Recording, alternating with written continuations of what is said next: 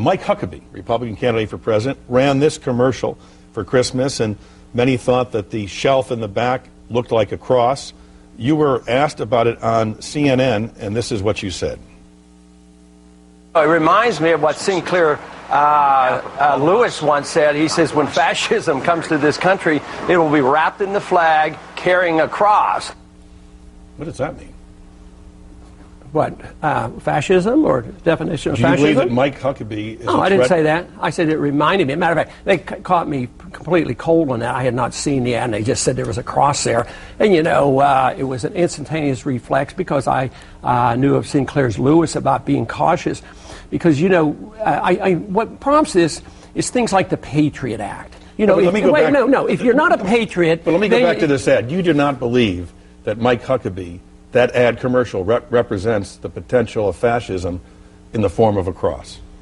No, but I think this country, a movement in the last 100 years, is moving toward fascism. Fascism today, the softer term, because people have different definitions of fascism, is corporatism, where the military-industrial complex runs the show.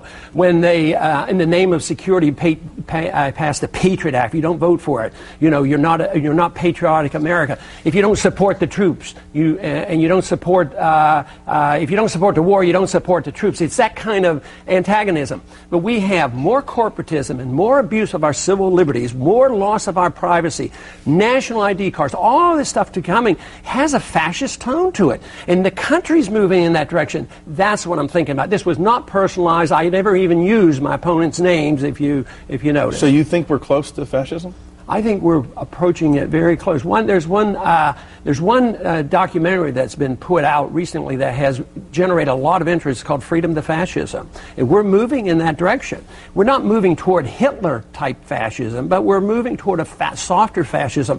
Loss of civil liberties, corporations running the show, big government in bed with big business. So you have the military-industrial complex, you have the medical-industrial complex, you have the financial industry, you have the communications industry.